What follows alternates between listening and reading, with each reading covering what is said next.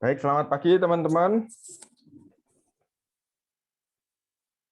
Pagi, Pak. Ya, izin bertanya, suara saya terdengar jelas? Terdengar, Pak. Ya, materinya sudah terbaca ya.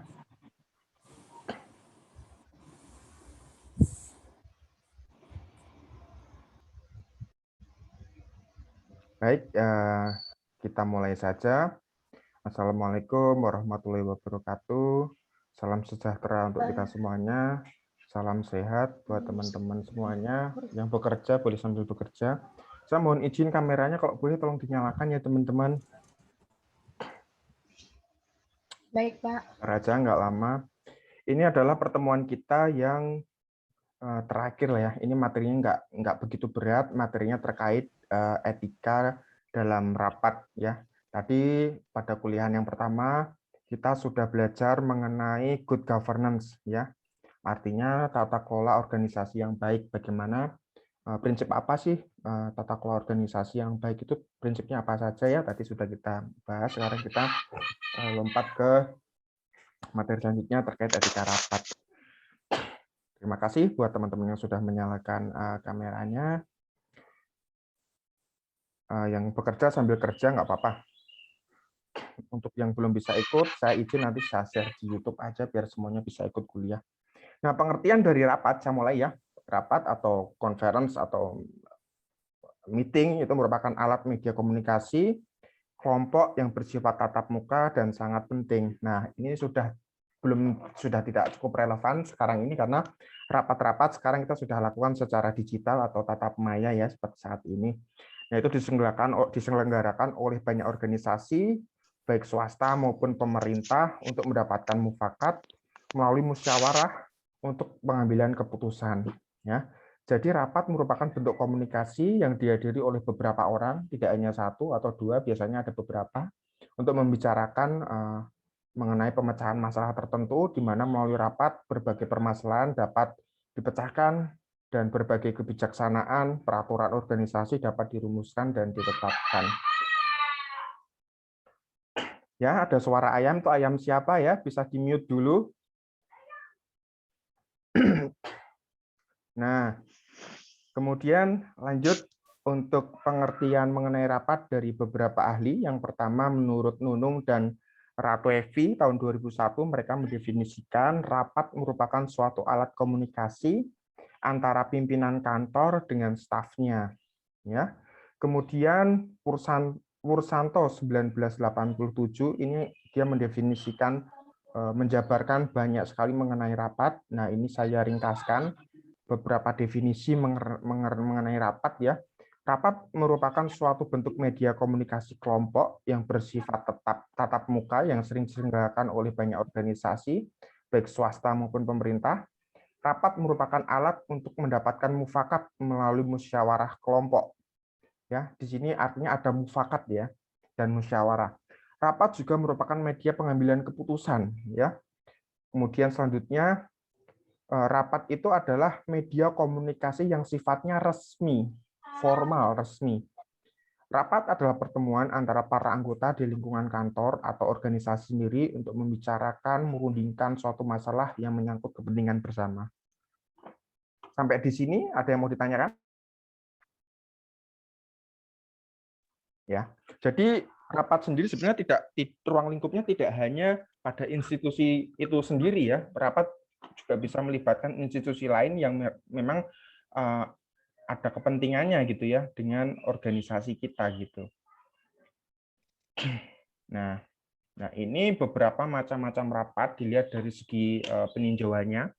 Yang menurut tujuannya ya, satu, rapat penjelasan, kemudian ada rapat pemecahan masalah. Ya, rapat pemecahan masalah ini penting ya, tujuannya untuk mencari pemecahan tentang suatu permasalahan yang dihadapi. Suatu masalah dikatakan sebagai problem solving apabila masalah itu pemecahannya berhubungan dengan masalah-masalah lain saling terkait. Ya, jadi masalah di organisasi itu sangat penting, misalkan masalah mengenai kebijakan treasury atau perbendaharaan itu bisa terkait dengan operasionalnya, bisa terkait dengan proses penganggarannya, bisa terkait dengan pencatatan akuntansinya, karena saling terkait seperti itu. Kemudian rapat perundingan. Ya, rapat perundingan ini bertujuan menghindari timbulnya suatu perselisihan, mencari jalan tengah agar tidak saling merugikan kedua belah pihak. Kemudian menurut sifatnya, ya, ini nanti materi rapat juga akan keluar di ujian, teman-teman. Nanti kita perhatikan betul. Kemudian menurut sifatnya, rapat itu ada dua, formal dan informal. Nah, hal yang mendasar yang membedakan adalah rapat formal ini adalah rapat yang diadakan, namun ada perencanaannya terlebih dahulu, ada surat undangannya gitu ya. Kemudian ada ketentuan prosedur-prosedur rapat yang harus dilakukan. Ya, bedanya dengan rapat informal itu biasanya perencanaannya tidak cukup memadai. Maksudnya bisa aja agak dadakan gitu ya, yuk ngumpul di ruang rapat misalkan seperti itu, dan bisa dilakukan setiap saat kapan saja. Bedanya dengan formal itu ada surat undangannya resmi, dan biasanya mengundang pejabat-pejabat atau orang-orang yang berkepentingan dalam pengambilan keputusan. Itu dilakukan dengan rapat formal. Rapat formal sendiri ada unsur-unsurnya ya teman-teman. Suara saya terdengar jelas? Ya, rapat-rapat yang formal ini biasanya ada notulisnya, ya, ada asrotnya yang megang slide, kemudian ada moderatornya, kemudian ada pembahas, kemudian ada peserta-peserta yang terkait. Kemudian menurut jangka waktunya rapat itu bisa dilakukan mingguan, kemudian rapat dilakukan bulanan maupun rapat tahunan. Nah, untuk di perusahaan, untuk rapat tingkat direksi atau tingkat manajer itu biasa juga dilakukan dalam tingkat mingguan, ya, mingguan. Mengenai progres pekerjaan. Nah, rapat tahunan ini sifatnya lebih terkait dengan evaluasi atau terkait pengambilan keputusan untuk RUPS, rapat umum pemegang saham gitu ya. Nah, menurut frekuensinya rapat itu ada rapat rutin dan insidental. Nah, rapat rutin itu ya tadi bisa mingguan, bisa bulanan, bisa tahunan. Nah, rapat insidental itu yaitu rapat yang tidak berdasarkan jadwal, tergantung masalah yang dihadapi. Itu merupakan masalah yang sangat penting, urgent, yang perlu dipecahkan. Secara umum tujuan-tujuan rapat, ya, ini nanti teman-teman perhatikan, untuk memecahkan atau mencari jalan keluar suatu permasalahan, kemudian untuk menyampaikan informasi, perintah, pernyataan, sebagai alat komunikasi antar intern atau antar ekstern, ya, artinya rapat bisa melibatkan unit organisasi di luar organisasi kita, atau rapat itu adalah rapat tingkat organisasi, artinya pesertanya ya intern organisasi itu sendiri. Kemudian agar peserta rapat dapat ikut berpartisipasi kepada masalah-masalah yang terjadi, kemudian mempersiapkan suatu acara atau kegiatannya, ada rondonya kalau bisa, jadi jelas runtutan masalahnya apa yang dibahas apa, jadi jangan parsial, lompat-lompat ya materi rapat itu. Kemudian menampung semua permasalahan dari arus bawah, jadi kalau bisa kalau rapat itu artinya ada suara-suara dari bawah, usulan partisipasi juga didengarkan sebagai perbaikan buat manajemen ke depan.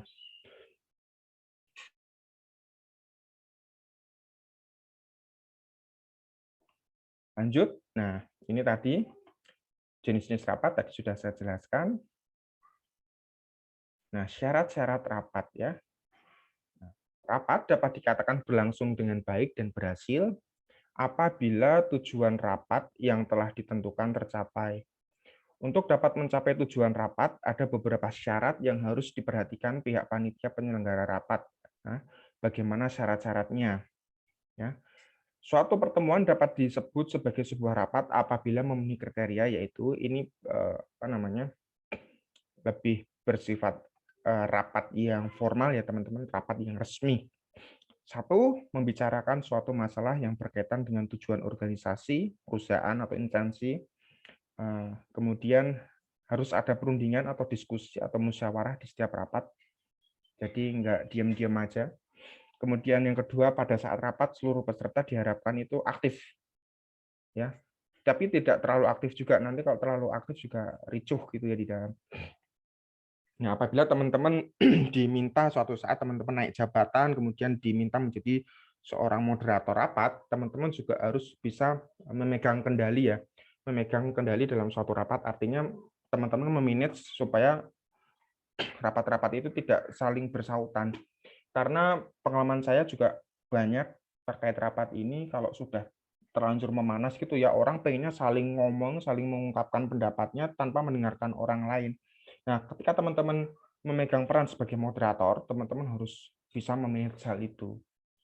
Nah, ketika teman-teman bekerja di suatu perusahaan, teman-teman nanti macam-macam, nanti teman-teman bisa menjadi peserta, bisa menjadi narasumbernya, bisa menjadi problem solving, teman-teman bisa menjadi moderator, macam-macam nanti. Juga bisa menjadi notulis. Nah, kemudian setiap pembicaraan ketika rapat berlangsung harus bersifat terbuka. Tidak ada yang disembunyikan serta prasangka. Kemudian adanya unsur-unsur rapat seperti pimpinan ya. Ini unsur-unsur rapat ini diperhatikan teman-teman. Itu ada pimpinan, notulen, moderator, peserta rapat dan masalah yang dibahas. Nah, untuk mencapai tujuan rapat agar berhasil, setiap peserta rapat harus mengetahui syarat-syarat rapat ya. Untuk persiapan rapat nih teman-teman. Kalau teman-teman sudah ditunjuk nanti untuk mempersiapkan rapat, ini hal-hal yang harus dipersiapkan ya. Tujuan rapat dan acara rapat teman-teman harus ngerti dulu ya. Kemudian ditentukan, teman-teman menentukan waktu, tanggal ya, hari, tahun, buat undangannya ya. Kemudian menentukan tempat, lokasinya mana, di ruang rapat mana, teman-teman harus detail ini. Kemudian akomodasinya. Ya, kalau teman-teman mengundang peserta rapat dari luar institusi atau di luar organisasi, bagaimana akomodasinya? Artinya transportnya bagaimana? Nah, itu bisa kita tanggung, kita ganti atau bagaimana? Nanti teman-teman harus ngerti akomodasinya bagaimana. Ya. Biasanya kalau kita pengundang rapat sih biasanya kita yang membayar ya akomodasinya. Misalkan kalau dia menginap ya kita menyediakan hotelnya, kalau dia ada transport ya kita yang bayarin dia transport atau ada driver yang jemput misalkan. Kita yang harus memikirkan itu sebagai pengundang rapat. Kemudian pikirkan konsumsinya ya.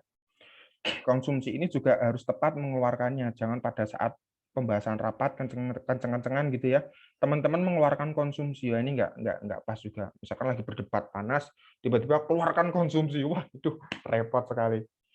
Nanti bisa lempar-lemparan makanan tuh. Nah, harus tahu waktu yang tepat ya. Kemudian media dan peralatan. Jadi sebelum melakukan rapat, teman-teman yang bertugas sebagai persiapan rapat, pastikan medianya. Ya, cek sound dulu. Itu kayaknya hal yang teknis banget teman-teman, kayaknya nggak penting. Tapi kalau ini diabaikan, wah repot. Apalagi teman-teman nanti membuat suatu rapat yang hadir seorang direksi gitu ya, seorang direksi atau manajer tingkat top manajemen. Kalau ini semua tidak diperhatikan dengan baik, itu rapat bisa kacau. Teman-teman bisa kena, teman-teman bisa dimarahi, bisa nggak sampai dipecat, bisa pindah. Yang tadinya di Jawa bisa pindah teman-teman ke Papua. Ini kayaknya sederhana, tapi teman-teman harus perhatikan betul terkait medianya. Laptopnya harus tersedia, laptop itu harus kompatibel ya dengan perangkatnya yang lain. Misalkan teman-teman kan ada tuh kabel-kabel USB yang nggak kompatibel dengan laptopnya. Sampai sedetail itu teman-teman harus perhatikan. Kemudian dicoba dulu di slide, misalkan di layar LCD-nya bisa nggak nyala dengan baik nggak. Itu sangat penting. Kemudian pada saat pelaksanaan rapat ya, suasana rapat berlangsung terbuka ya. Kemudian para peserta rapat berpartisipasi aktif. Nah, kalau misalkan sangat pasif, kalau teman-teman sebagai moderator, teman-teman bisa tunjuk, ada yang mau disampaikan gitu ya. Kemudian adanya kendali dari ketua rapat. Hindarkan debat kusir ya. Bahasa harus komunikatif. Hindarkan monopoli ketika berbicara. Jadi kalau teman-teman sebagai moderator, jangan pusatkan sumber bicara itu ke salah satu pihak saja. Itu nggak pas. Artinya hanya pendapat dia saja yang masuk, sedangkan orang lain mungkin punya pandangan yang lebih brilian, lebih bagus, lebih solutif, mereka nggak dapat kesempatan untuk bicara. Teman-teman harus berikan kesempatan bicara kepada setiap peserta ya. Itu sederhana, tapi kadang-kadang dari peserta yang kita tidak ketahui, tidak kita sangka-sangka, solusi itu bisa hadir. Ya, ini terkait dengan rapat. Bisa loh, kadang-kadang permasalahan yang sangat besar, ide atau solusinya malah hadir dari seorang staf. seorang analis, tidak melulu dari seorang manajer. Ya. Jadi berikan kesempatan bicara pada orang lain. Kemudian terdapat keputusan dan kesimpulan rapat, kemudian adanya notulen. Notulen ini sangat penting ya teman-teman. Notulen formatnya banyak sekali, teman-teman bisa cari di Google.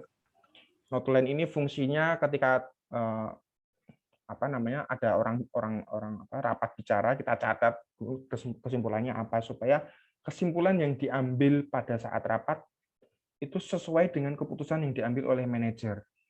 Jangan keputusan atau kesimpulan rapatnya adalah A, tapi eksekusi yang diambil adalah B. Nah, notulensi juga berfungsi sebagai akuntabilitas atau keterbukaan informasi. Misalkan kita diaudit nih. Notulen itu penting dibutuhkan, artinya data dokumen itu diminta ya. Artinya kita bisa menyediakan gitu. Kadang-kadang auditor juga minta notulen rapat, kemudian acara rapat, media rapat, waktu gitu ya. Ini terkait dengan pelaksanaan rapat. Kemudian unsur-unsur rapat, ada tujuan rapat, masalah yang dirapatkan, pimpinan rapat, peserta rapat, media rapat, notulis dan sekretaris. Nah, ini tata tertib dalam pelaksanaan rapat ya, teman-teman. Ya, sebaiknya adalah tepat waktu. Kedua, agenda rapat dirumuskan atau disusun dengan baik sehingga peserta rapat dapat mengetahui susunan acara rapat. Kemudian setiap peserta saling menghargai pendapat, adanya partisipasi dari peserta, bersifat terbuka, tidak ada peserta yang terlalu dominan selama pertemuan. Kemudian perdebatan bisa terjadi tanpa harus menjatuhkan ya. Kemudian setiap argumen atau pertanyaan yang diajukan disampaikan secara singkat, jelas, dan lugas, tidak bertele-tele atau diulang-ulang. Kemudian pimpinan rapat dapat membimbing acara sampai pada akhir rapat, walaupun terjadi perdebatan ya, pro kontra. Kemudian adanya kesimpulan yang diambil berdasarkan argumen-argumen yang disetujui bersama. Nah, ini apabila teman-teman ditempatkan atau ditugaskan di unit kerja protokoler atau kesekretariatan, teman-teman harus bisa menghandle ini nih. Ya. Agar rapat dapat berhasil dengan baik, terlebih dahulu harus dibuat susunan acara rapat. Mungkin teman-teman di sini ada yang sebagai protokoler atau sekretaris, kerja sebagai kesekretariatan gitu. Nah, teman-teman harus memahami hal ini ya. Ada pembukaan, pembacaan susunan acara rapat, pembahasan materi, dan sebagainya. Nah, ini penutupan rapat. Susunan acara rapat dibacakan, dan sebelum rapat dimulai dibagikan kepada seluruh peserta rapat. Nah, kalau ada materi itu bisa dibagikan. Kemudian peserta rapat dapat mengetahui agenda rapat dan susunan acara rapat sehingga rapat dapat berjalan dengan tertib. Tata tertib rapat dapat merupakan suatu aturan rapat yang biasanya dibacakan atau dibagikan kepada peserta sebelum rapat dimulai dengan tujuan agar rapat dapat berlangsung dengan tertib dan tidak membuang-buang waktu. Nah, dalam buku besar Kamus Bahasa Indonesia, ya, diuraikan bahwa yang dimaksud dengan rapat adalah pertemuan atau kumpulan untuk membicarakan suatu sidang majelis, sedangkan diskusi adalah pertemuan ilmiah untuk bertukar pikiran mengenai suatu masalah. Sorry, ini kayaknya salah bikin subjudul.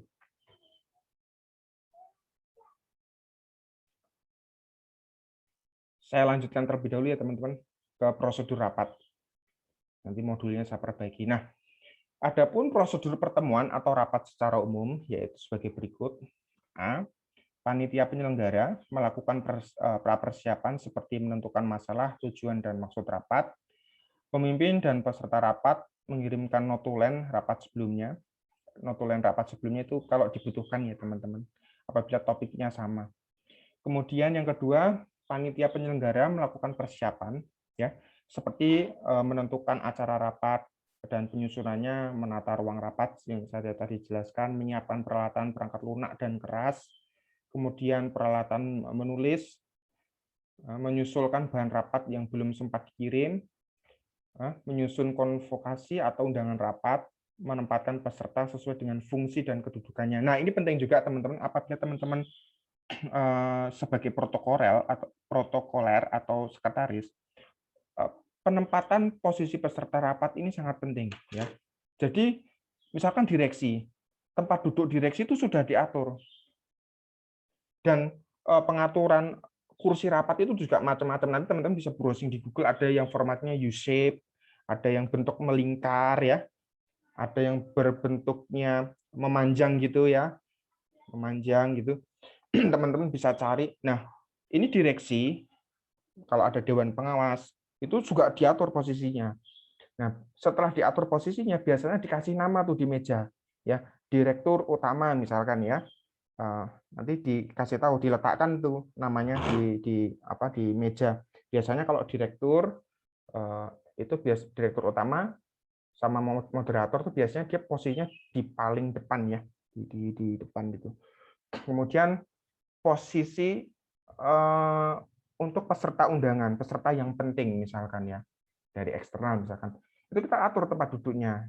Nah, kita bisa atur tempat duduknya, biasanya berseberangan dengan direksi atau manajemen. Kalau misalkan rapat dengan eksternal, manajemen itu di sisi kiri, pihak eksternal itu di sisi kanan, jadi bisa berhadapan-hadapan nanti.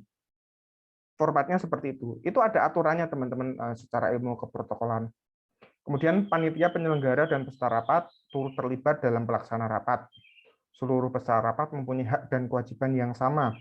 Maksudnya, seluruh peserta rapat mempunyai hak untuk berbicara dan mempunyai kewajiban untuk menyumbangkan hasil pemikiran. Kemudian, seorang notulis bila rapat telah selesai harus mampu mencatat jalannya acara rapat.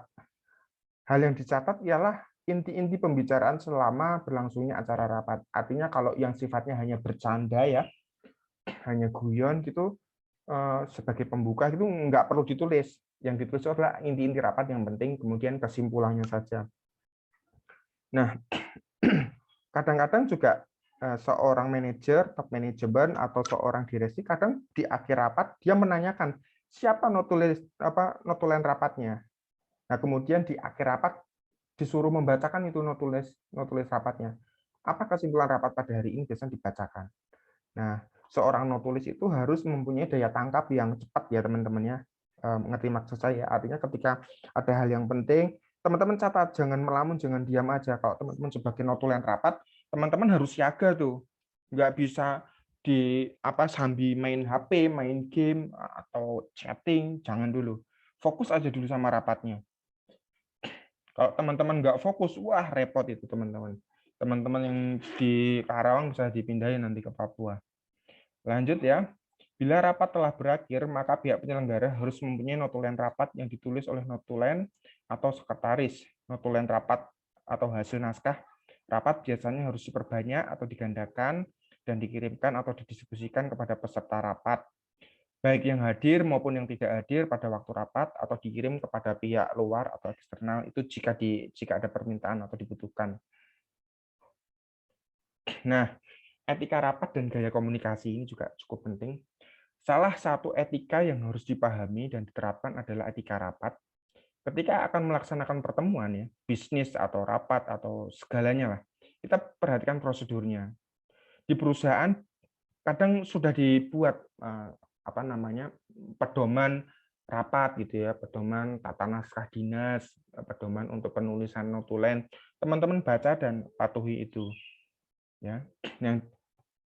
Yang dimaksud dengan etika rapat ini adalah norma, nilai, kaidah atau ukuran tingkah laku yang baik ketika melakukan rapat. Ya, teman-teman jangan sekali-kali melamun ketika rapat formal. Ya, tahu maksud saya ya. Jangan melamun, jangan sempatkan ngupil. Ya, hati-hati itu. Apalagi kalau dulu waktu zamannya Pak Ahok itu ya rapatnya itu sangat terbuka tuh, bagus. Ada media yang bisa menyorot, artinya secara akuntabilitas itu cukup baik. Kemudian perhatikan perilaku saat rapat ya, jangan melamun, jangan main HP. Kita perhatikan, kita menghargai orang yang sedang bicara, kita jangan main HP sendiri gitu kan ya. Kemudian lagi seru-serunya rapat membahas suatu masalah, teman-teman malah enak-enakan makan gitu ya. Makan boleh sih, tapi curi-curi waktu lah. Kalau emang beneran lapar ya curi-curi waktu untuk makan untuk yang sudah disediakan gitu ya. Komunikasi yang efektif dan dapat berlangsung apabila memenuhi beberapa syarat peserta antara lain ya. Perhatikan persepsi, ketepatan, kredibilitas, pengendalian, kecocokan, dan kerahasiaan. Kemudian ini gaya komunikasi seseorang sangat menentukan keberhasilan suatu komunikasi. Ya. beberapa hal yang harus diperhatikan dalam gaya komunikasi ini, persyaratan komunikasi yang efektif, kita bisa browsing itu. Kemudian bahasa isyarat, ialah gerakan badan, tubuh, atau ekspresi wajah. Bahasa yang digunakan jelas, singkat, tepat, dan santun, serta dapat memahami dengan mudah oleh orang lain. Kemudian budi pekerti, watak, dan etika turut mempengaruhi gaya komunikasi seseorang. Kemudian gaya bahasa yang digunakan menentukan gaya komunikasi. Nah, selain kelima unsur di atas, hal-hal menarik yang dapat mempengaruhi pembicaraan antara lain pakaian, pandangan mata, mimik wajah, sikap badan, suara, tulisan gitu ya. Ketika kita hadir sebagai peserta rapat, ya kita gunakan pakaian yang sopan, pandangan mata yang fokus gitu ya. Kemudian pengendalian rapat ya. Kemudian ini pengendalian rapat, ada pengendalian rapat secara bebas terbatas ya. Pengendalian rapat secara ketat. Kemudian pengendalian rapat secara kombinasi atau keduanya. Nah, ini ada tips-tips etiket ya, cara berperilaku dalam rapat atau meeting ya. Pertama, berbaur dengan orang lain, baik rekan kerja, atasan, dan klien saat ini ataupun calon klien sebelum pertemuan dimulai gitu ya. Kita basa-basi dulu gitu ya. Kemudian ringkaslah, katakan apa yang perlu dikatakan gitu ya. Kalau nggak perlu nggak usah dikatakan. Apalagi informasi itu tidak memberikan nilai tambah ya, kita diam aja. Memulailah berjabat tangan ya. Kalau sekarang kan physical distancing ya. Berdiri ketika Anda diperkenalkan dengan seseorang, tepat waktu, duduk sesuai posisi yang sudah disediakan, berbusana dengan tepat, tidak menarik kursi peserta rapat untuk mereka duduki, jangan ambil kursi temannya maksudnya ya. Datang dengan persiapan, ketahui maksud dan pertemuan terlebih dahulu, dan tahu bagian Anda. Ya. Bersiaplah untuk bertanya dan menjawab pertanyaan. Kemudian miliki agenda yang jelas, berbicara dengan jelas, memahami aturan berbicara yang tidak tertulis ya, artinya tidak sopan untuk menyela orang lain ya. Kalau orang lain ngomong ya kita jangan suka menyela gitu ya. Kemudian boleh minum kopi ataupun air, namun menghindari makan apapun kalau misalkan pembahasannya lagi hangat gitu ya. Kemudian tidak mengeluarkan handphone ya, atau main HP, chatting, SMS, kita hormati rekan bicara. Kemudian tidak menyimpan semua pertanyaan Anda hingga akhir pertemuan. Kalau dikasih kesempatan bicara, bicara, sampaikan pendapat Anda, jangan disimpan dalam hati. Ya, kalau teman-teman mau menyampaikan sesuatu tapi tidak disampaikan, hanya disimpan dalam hati ya, jadinya kenangan ya.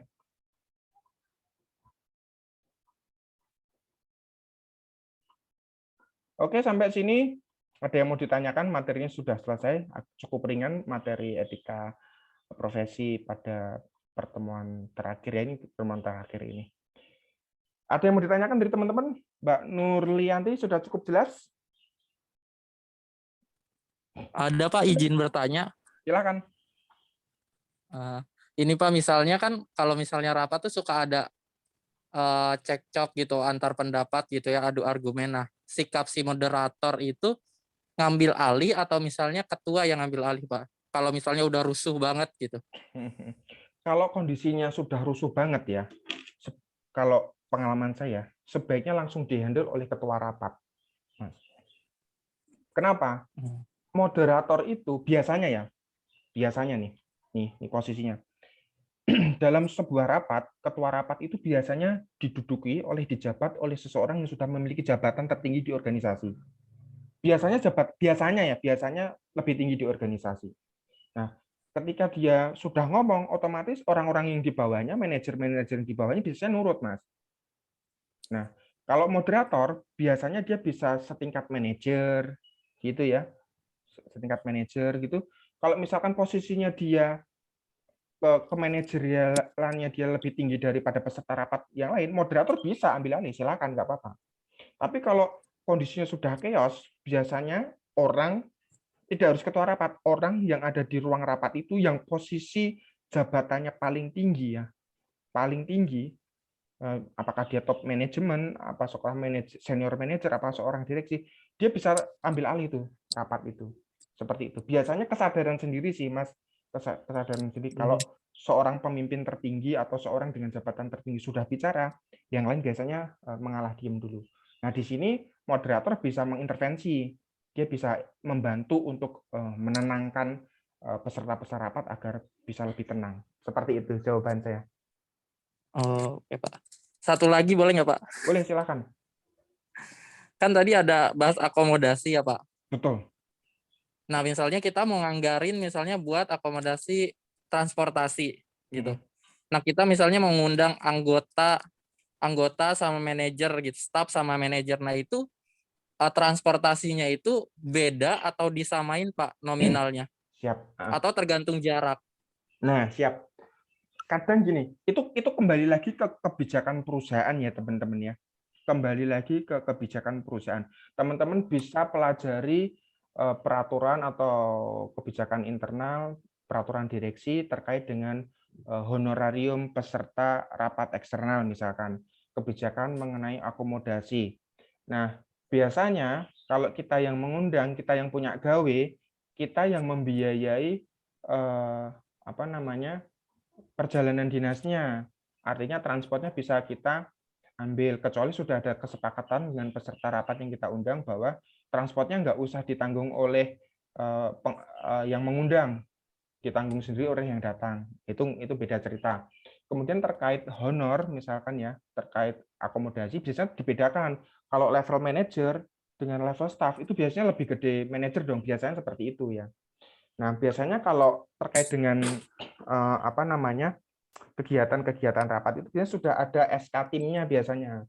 Dia berperan sebagai apa? Misalkan dia sebagai ketua ya. Ketua itu biasanya honornya itu lebih gede daripada peserta rapat atau yang dia itu sebagai anggota biasa ya.